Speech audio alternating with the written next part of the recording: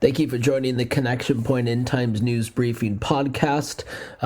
Sorry for the sound quality of my voice because I'm sick, but I just wanted to share with you some breaking news that just happened hours ago, and it's about the leader of Hamas, how he was assassinated in Iran, and that certainly is going to escalate a lot of the conflict that's happening throughout the Middle East and with Hezbollah, Israel, and Iran.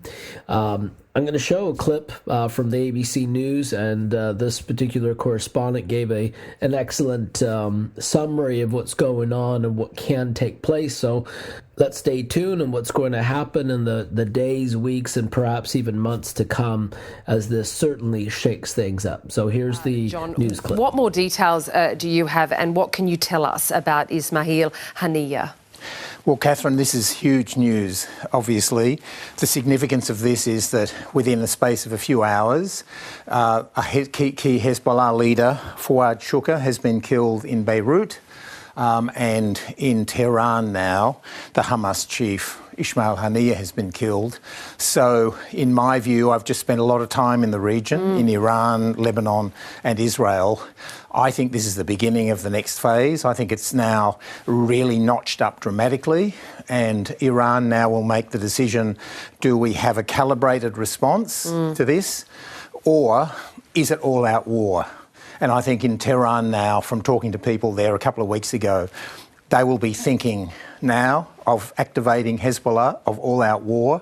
What that means is, and I'm not saying it will happen, because neither Iran nor Israel at the moment wants a full-scale war, but Iran will respond in a pretty brutal way, because not only has the Hamas chief been killed, but he's been killed in Iran, in Tehran, on their land, a day after meeting the supreme leader of Iran. He was there for the inauguration of the new Iranian president, Pezeshkian, and he was in his house or his residence when he was killed. The Israelis, of course, haven't and won't claim responsibility. They never do.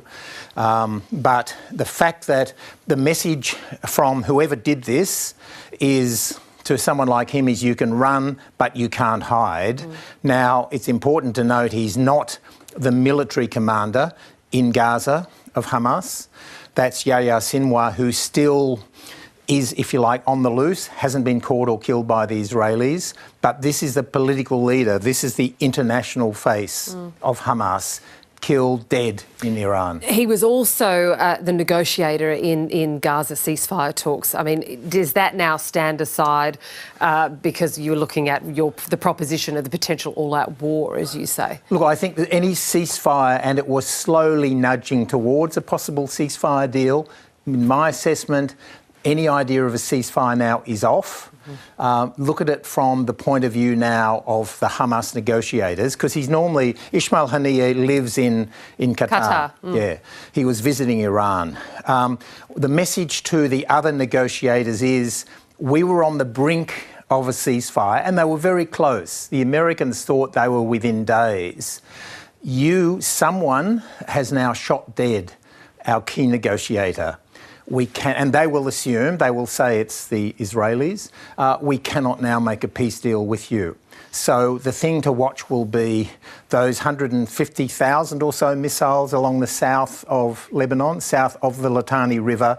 We talked about it the other day. They're all pointing towards Israel. The key decision now for the supreme leader in Iran is, do we activate Hezbollah full-time? So far, for the last few months, it's been tit for tat. Terrible.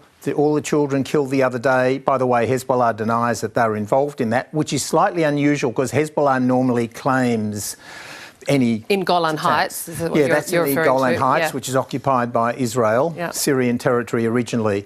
And now Hezbollah has denied that. Whether or not that denial is true, what we now know is that the key military advisor, the Hezbollah, is dead. Fouad Shukr, and he was killed in Beirut overnight. He was the key military advisor to Sheikh Hassan Nasrallah, the leader of Hezbollah. And he has emerged in recent years as the key hard man. He oversaw purchases of drones, unmanned flying vehicles.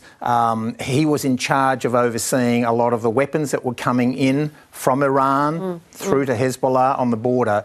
He's now dead, although it has not been confirmed. It's pretty clear he's been killed or at least injured. He was in the building that was hit last night. And it's clear, though, the Revolutionary Guard in Iran has said that Ismail Haniyeh is dead. OK, so a couple of questions here. What does this mean initially for the future of Hezbollah and Hamas? And I'll get you to answer that first. Well, in a way now it locks in Hezbollah and Hamas more than ever. Right. There's been a slight reluctance by Hezbollah to have a full-scale war to support Hamas. Firstly, they're from different parts of Islam. The Hamas in Gaza are Sunni Muslims. Hezbollah, of course, are Shia Muslims, but they've been brought together by the war. But Hezbollah's response so far has been muted. But now that a Hezbollah person has been targeted in Beirut, a commander, and the killing of Ismail Haniyeh in Iran now really locks the two in together. It doesn't mean there'll be a full-scale war, but if ever I've seen the ingredients of a big war in the Middle East, this is it. And what would a coordinated approach by these two groups look like if they were indeed to engage? The coordinated attack will look like Iran gives the signal to its proxy Hezbollah to start unleashing those 150,000 missiles, which are hidden away in mountains and caves and whatever. They're hard to find. And it could mean unleashing, say, 10,000 at a time. That's, in a way, that's Israel's nightmare because Israel has the Iron Dome computer system, which is state-of-the-art. It's the best in the world. But it can handle 10 or 15 or 20 missiles. It can't handle 10,000 missiles. The other thing, the reason Hezbollah is the key to whether there's a war in the Middle East, Hezbollah is 10 or 20 times more formidable than Hamas. Hezbollah, their fighters have just been in Syria. They've had big victories in Syria in support of Bashar al-Assad. They're battle-hardened. They're well-armed, they're well-trained, they're well-funded by Iran. They go to Iran for training. General Soleimani, the famous Iranian general who was shot dead by Donald Trump's military, they hit him with a drone. He would go to Lebanon and train Hezbollah, oversee them. So a full-scale war. In a way, the war in Gaza was coming to a close just as this second front might in fact implode. OK. So how would the Israel be warning its citizens about a potential threat? You mentioned the Iron Dome can only cope with so much.